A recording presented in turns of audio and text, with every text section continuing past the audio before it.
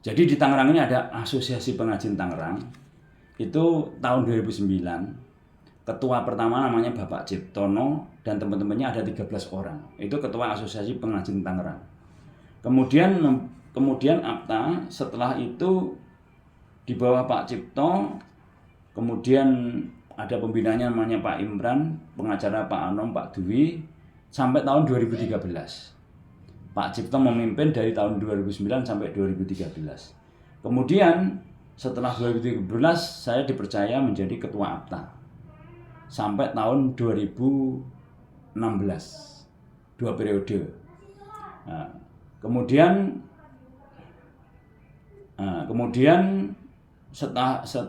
lagi di masa periode ketua. Kemudian di tahun 2015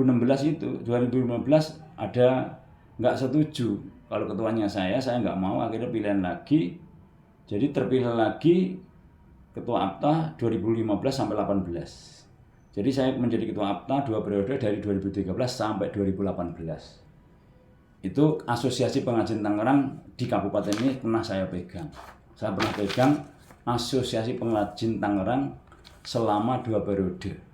Di Kabupaten Tangerang 7 kecamatan waktu itu Asosiasi Pengrajin Tangerang. Makanya waktu itu saya dengan bupati dekat, dengan gubernur dekat, dengan Pak Dahlan Iskan dekat, karena membawa sebuah organisasi namanya APTA, Asosiasi Pengrajin Tangerang.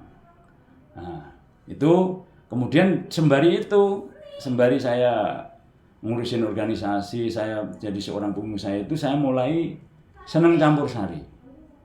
Mulai senang itu, mulai tahun 2016.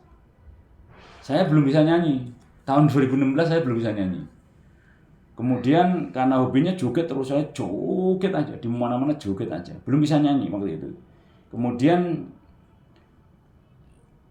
nyamper salah satu pemerintah ibunya, ada 3 hari lalu. Itu salah satu ibu yang merintah. Jadi kalau rezekinya pengen lancar, nggih mboten sama siapapun. Sama nggih mboten sama senyum terus, ketawa terus. Jadi saya dikasih tahu ibu saya, kalau rezeki kamu pengen lancar, kamu joget, kemudian senyum terus, nggih mboten sama orang. Itu perintah ibu. Ya alhamdulillah, rezekinya lancar, gitu. Nah, tadinya saya belum diberkati anak 5 tahun. Belum diberkati anak 5 tahun. Kemudian setelah itu saya mulai cuci kaki ibu, segelas diminum, yang lain buat mandi. Saya nyari kelapa yang mentelung mengulon, saya makan toge, ada yang ikut saya, peranakannya diturunin, semua perintah orang yang untuk mendapatkan anak saya jalanin semua. Ya makan toge, nyari kelapa mentelung mengulon, ya sewenang hatinya, ya minta sungguh-sungguh sama Allah. Doanya orang banyak, alhamdulillah. Setelah 5 tahun kosong, kemudian mulailah muncul anak yang pertama. Setelah saya berbakti sama ibu saya, jadi kosong 5 tahun dari nikah tadi. Kemudian udah punya anak.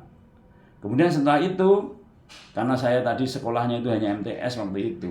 Kemudian tahun 2012 aku mulai di LSM.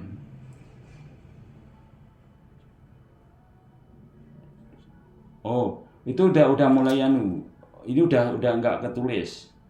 Yang kejar paketnya nggak ketulis.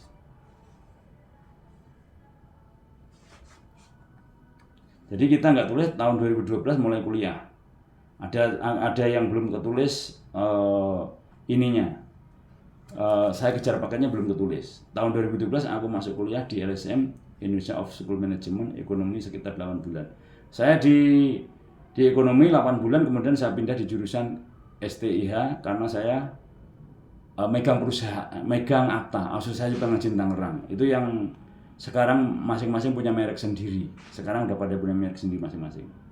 Kemudian sekitar 3 tahun setengah, tahun 2016 saya lulus. 18 Mei 2016 saya lulus. Alhamdulillah diberkati S1 hukum. Ini mohon maaf karena ini cerita aslinya supaya termotivasi. Namun memang benar, saya kerja dulu baru sekolah lagi. Jadi saya itu senang ilmu, haus ilmu. Dulu aja apapun tak pelajari, karena waktu itu memang saya belum punya duit. Waktu itu belum punya duit. Ya sekolah dulu karena waktu itu orang tua saya juga belum bisa membiayai. Saya nyari biaya dulu baru saya sekolah. Kemudian tahun 2016 semua derajat naik. Nah, mulai tahun 2016 itu.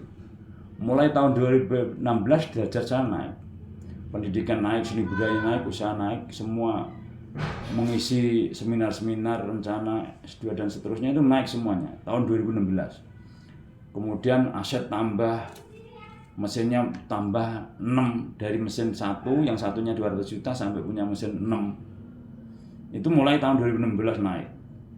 Kemudian itu karena saya waktu itu ngasih uang gaji ibu saya. Ibu saya tanggal 1 saya kasih 1 juta, tanggal 15 1 juta.